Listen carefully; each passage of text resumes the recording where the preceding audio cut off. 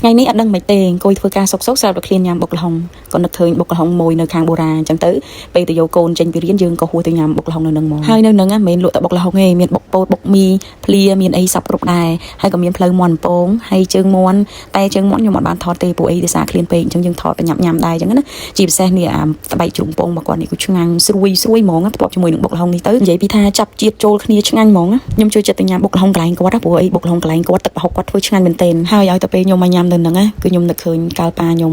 គាត់មិនទាន់លាចាក់លោកឬអញ្ចឹងទៅខ្ញុំនាំគាត់ទៅញ៉ាំអីបន្ទាប់ទៅខ្ញុំក៏សួរគាត់ខ្ញុំថាងប៉ាប្រហែលក៏ចំផ្សារអីបន្ទាប់មកប៉ាក៏ឆ្លើយថាងហូបអីក៏បានដែរខ្ញុំក៏មិនដឹងនឹកឃើញមិនក៏នាំគាត់ចូលហាងបុកល្ហុងមួយហ្នឹងទៅតែនៅហ្នឹងមិនមែនគេលក់តែបុកល្ហុងបុកមីបុកពោតគ្រឿងភ្លាគ្រឿងផ្អាប់គ្រឿងហិលហ្នឹងទេគេក៏មានលក់បន្ទាកូនក៏មានលក់គ្រឿងសមុទ្រស្រស់ៗដែរអញ្ចឹងណាតែគ្រាន់តែរឿងមួយដែលខ្ញុំហួសចិត្តខ្ញុំនឹកឃើញតែអូប៉ាអញចាស់ហើយ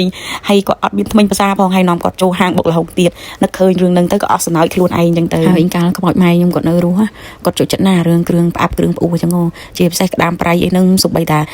អាស្នូកក្តាមប្រៃស្នូកពីលើដែលមានខ្លាញ់ហ្នឹងគឺគាត់ភាសាគាត់និយាយទៅគាត់បើគាត់ជក់តអស់អាជាតិខ្លាញ់ហ្នឹងគាត់ថាអាស្នូកហ្នឹងគឺឆ្ងាញ់ជាងគេហើយក៏មានជាតិជាងគេដែរគាត់និយាយអញ្ចឹងហើយដល់ពេលខ្ញុំឃើញគ្រឿងអស់ហ្នឹងខ្ញុំនឹកឃើញម៉ែខ្ញុំគាត់ចូលចិត្តខ្ញុំនឹកម៉ែខ្ញុំខ្លាំងមែនទែនហើយវីដេអូនេះខ្ញុំសូមផ្ដាំទៅបងប្អូនដែលមានម៉ាក់ប៉ាដែលអាចភាសាចំណីអីបានណាបានស្រួលដូចថាមិនសូវតមិនសូវអីចឹងណាជូនគាត់ភាសាឲ្យហើយទៅគាត់ចង់ភាសាអីយើងនាំគាត់ទៅភាសារបស់ដែលគាត់ចង់នឹងឲ្យហើយទៅកុំឲ្យមានវិបដិសេរីដូចខ្ញុំកុំឲ្យស្ដាយក្រោយដូចខ្ញុំពួកខ្ញុំណាដល់ពេលដែលខ្ញុំអត់មានអីសោះខ្ញុំអត់មានលុយគឺម៉ាក់ប៉ាខ្ញុំគាត់នៅមានថ្មិញតាពីនៅមានកម្លាំងដើរនៅមានកម្លាំងហូបអីបានចឹងណាតែដល់ពេលដែលខ្ញុំធូរធារខ្ញុំមានលុយទិញនេះទិញនោះជូនគាត់ភាសាវិញគឺគាត់បាយជាអស់បុណ្យអញ្ចឹងបានដូចពាក្យចាស់គាត់ពោលថាធ្វើបុណ្យតនខែភ្លឺកុំឲ្យចាំពេលនេះកុំឲ្យចាំពេលនោះកុំឲ្យចាំដល់ពេលអស់ឱកាសអានឹងប្រយ័ត្នយើងស្ដាយក្រោយដូចខ្ញុំអញ្ចឹងហើយក៏សូមទោសបងប្អូនដែរថាដំបូងចេញវីដេអូសប្បាយៗមានណារឿងត្រាម៉ាជ្រុលបន្តិចហើយបងប្អូនហើយក៏អរគុណបងប្អូនដែលតាមដានទស្សនាវីដេអូរបស់នាងខ្ញុំអរគុណបងប្អូនជម្រាបលាចាំជួបគ្នាទស្សនានៅវីដេអូក្រោយអរគុណ